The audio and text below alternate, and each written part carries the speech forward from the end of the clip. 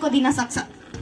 हिमाल पहाड र तराईको सामाजिक तथा सांस्कृतिक विशेषताले भरिएको मिनी नेपालको रूपमा हेर्न सकिने भगवान गौतम बुद्ध जन्मिएको पवित्र भूमि लुम्बिनी प्रदेशको ऐतिहासिक कार्यक्रम साक्षर लुम्बिनी प्रदेशको घोषणा समारोहका सभाध्यक्ष, लुम्बिनी प्रदेशका सामाजिक विकास मन्त्री माननीय जन्मजय तिमल सेनाज्यू, कार्यक्रमका प्रमुख अतिथि लुम्बिनी प्रदेशका मुख्यमन्त्री माननीय चेतनारायण आचार्यज्यू, विशिष्ट अतिथिज्यूहरू, मञ्चासीन अतिथिज्यूहरू, उपस्थित सम्पूर्ण पत्रकारज्यूहरू, शिक्षा प्रेमी अग्रजहरू, शिक्षक तथा अभिभावकज्यूहरू लगायत उपस्थित सम्पूर्ण महानुभावहरूमा म श्री दमकडा नमुना माध्यमिक विद्यालय पाल्पाको कक्षा 9 मा अध्ययनरत छात्रा ओजस्वी आचार्यको तर्फबाट न्यानो अभिवादन व्यक्त गर्न चाहन्छु। प्रसिद्ध राजनीतिज्ञ नेल्सन मण्डेला भन्नुहुन्छ, education is the most powerful weapon that you can use to change the world. नागरिक स्तरको परिवर्तनको, विकासको र समृद्धिको मात्र नभएर सिङ्गो देशको सबैभन्दा महत्त्वपूर्ण पक्ष शिक्षा हो। औपचारिक होस् वा अनौपचारिक, नियमित होस् वा अनियमित, शिक्षाले हाम्रो समाजलाई विकासको गतितर्फ लैजान उत्प्रेरित गरिरहेको हुन्छ।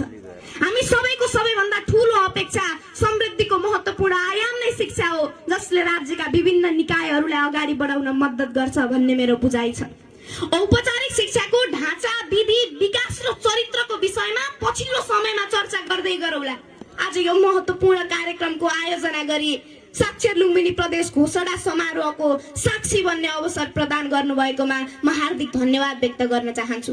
यो उत्साहका साथ शिक्षाको विधि र विकासमा लुम्बिनी प्रदेश सरकार र सामाजिक विकास मन्त्रालयले देखाएको चासोप्रति म लुम्बिनी प्रदेशका सम्पूर्ण विद्यार्थीहरूको तर्फबाट हार्दिक हार्दिक धन्यवाद ज्ञापन गर्न चाहन्छु। आदरणीय महानुभावहरू, साक्षरता ज्ञानको ढोका हो र ज्ञान समृद्धिको आधार हो। आज हामी सबैले खोजेको यो लक्ष्य पूरा भएको छ।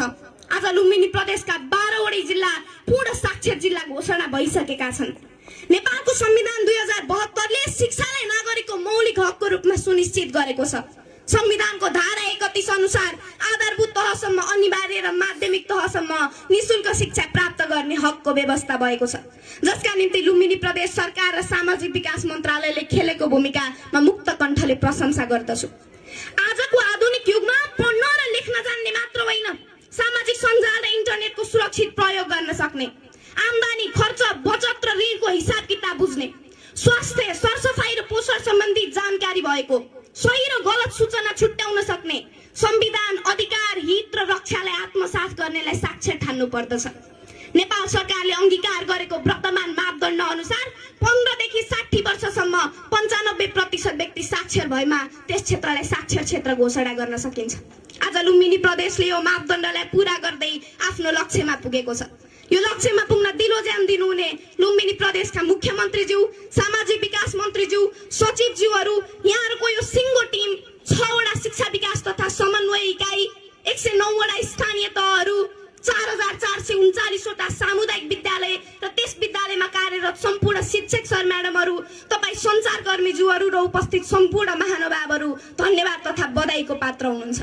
तर अब यतिमा मात्र सन्तुष्ट भएर पुग्दैन। आज राज्यको नीतिभन्दा बाहिर रहेका ती तमाम नागरिकलाई समेत यस क्षेत्रमा ल्याउन थप बल पुर्याउन जरुरी छ। आजको साक्षर घोषणा हाम्रो उपलब्धि मात्र होइन, यो त हाम्रो उत्तरदायित्व समेत हो। प्रसिद्ध वैज्ञानिक थोरोले भनेका छन्, शिक्षा खोक्रोबाट सुरु हुन्छ र चिहानमा गएर अन्त्य हुन्छ। यो त नियमित प्रक्रिया हो। आज हामीले प्राप्त गरेको साक्षर जनशक्ति पूरा निरक्षरतातर्फ नफर्कियोस् भन्न दिगो कार्यक्रमका साथ अगाडि बढ्न जरुरी छ, जसमा संघीय सरकारको समेत ध्यान पुगोस्। म यो फोरमबाट अपिल गर्न चाहन्छु। मेरो विश्वास छ आजको यो घोषणा सँगसँगै समाजमा रहेका बाल विवाहका समस्याहरू न्यूनीकरण हुनेछ, शिक्षामा नयाँ आयाम थपिनेछ।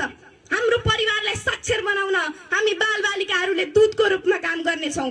यो विश्वास राखिरहँदा मलाई लाग्छ अब लुम्बिनी प्रदेशको चुनौती रोजगारीको अवसर सिर्जना गर्ने, गुणस्तरतालाई साक्षरतालाई कायम राख्ने, विश्वस्तरीय प्रतिस्पर्धी जनशक्ति उत्पादन गर्नेतर्फ गएको महसुस गरेकी छु, जसको पूर्णताले समाज सशक्त बनोस्, विकास दिगो बनोस्, लोकतन्त्र बलियो बनोस्, सगरमाथाको उचाइ जस्तै उच्च शैक्षिक जनशक्ति नेपालले प्राप्त गरोस्। यो नै हामी सबै नेपालीहरूको आशा, अपेक्षा र शुभेच्छा हो। आदरणीय महानुभावहरू, म एपीएफ सशस्त्र प्रहरी बल जस्तो एक महत्त्वपूर्ण अङ्गको लागू औषध दुर्व्यसन विरुद्धको जागर दूत भएका नाताले यहाँ अनुरोध गर्न चाहन्छु। आजको यो आधुनिक युगमा साक्षरता भनेको पढ्न र लेख्न जान्ने मात्र होइन, सही र गलत चिज छुट्याउन सक्ने चेतना समेत हो। तर आज मेरै उमेर समूहका थुप्रै युवा तथा बालबालिकाहरू लागु पदार्थ दुर्व्यसन जस्तो गलत दुष्चक्रमा फसेको पाइन्छ, जसले आज हजारौं आमाहरूको कोखलाई रित्याएको छ। मरुभूमिमा आफ्नै छोराछोरीको सुगम भविष्यका लागि पसिना बगाएका बाहरूको सपना चकनाचुर पारेको छ। कैयौं युवतीहरूलाई दुर्व्यसनको लतमा फसाएर बहिष्कारपूर्ण जीवन जिउन बाध्य बनाएको छ। सोचमा, होसमा र साहसमा देशका लागि लड्नुपर्ने युवाहरूलाई किम कर्तव्य विमूढ अवस्थामा पुर्याएको छ। प्राकृतिक रूपमा सृजना हुने वा भनौँ मानिस आफैले नै सृजना गर्ने रक्सी, चुरोट, गाँजा, भाङ, धतुरो, चरस जस्ता लागु पदार्थहरू प्राकृतिक लागु पदार्थ हो भने चिकित्साको क्षेत्रमा प्रयोग गरिने, तर चिकित्सकको सल्लाह र परामर्श बिना नै नसा लिनका लागि प्रयोग गरिने नाइट्रोसिन, नाइट्रोभ्याट, फेन्सिडिल, कोडिङ जस्ता लागु पदार्थ सेवनको संख्या आज बढ्दो क्रममा छ। यो कार्यक्रमले यो समस्यालाई समेत न्यूनीकरण गर्न जरुरी छ भन्ने अपेक्षा राखेकी छु। आजको यो सिङ्गो सभाबाट मलाई लागेको छ, आफ्नो च्यातिएको धोतीलाई महिनौसम्म गाँठो पारेर राख्ने आमाले भाङ परेको दौरा र सुरुवालले वर्षौंलाई भइहाल्छ नि, किन फेर्नु पर्यो भनेर दिन गुजारेका बाहरूले टाई, कोट, सुट र बुट लगाएर विद्यालय पठाएका ती नौजवानहरूले लागु पदार्थ दुर्व्यसनमा फस्नु हुँदैन भनेर बुझ्ने मात्र होइन।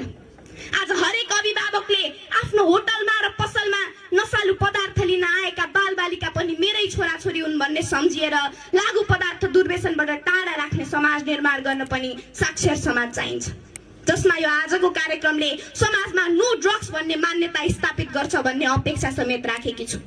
आजको यो घोषणा हाम्रो अन्त्य होइन, यो त झनै ठुलो यात्राको सुरुवात हो। अन्त्यमा हाम्रो शास्त्रले भन्छ असत्वमा सदगमया तमसोमा ज्योतिर्गमया। आज लुम्बिनी प्रदेशले पनि आफ्नो उज्यालो तर्फको यात्रालाई औपचारिक रूपमा घोषणा गरेको छ। मलाई लाग्छ हामी साक्षर भयौं भन्ने गर्व भन्दा ठुलो हामी साक्षर रहिरह्यौं भन्ने जिम्मेवारी हो। त्यसैले यो आजको यात्रामा हामी सबैले साथ दिनेछौँ भन्ने आशा लिएकी छु। यसलाई टिकाइराख्न, आएका समस्याहरूको समाधान गर्दै आशा र अपेक्षाको परिपूर्ति गर्ने, शैक्षिक क्षेत्रमा आफूलाई अब्बल बनाउन पुनः एकपटक हामी सबैजना मिलेर लामो दूरीको यात्रा तय गर्ने र गन्तव्यमा पुग्ने आशा र अपेक्षा सहित मेरो भनाइ यही अन्त्य गर्न चाहन्छु। धन्यवाद, नमस्कार। जय लुम्बिनी प्रदेश, जय साक्षरता, जय शिक्षा। धन्यवाद, नमस्कार।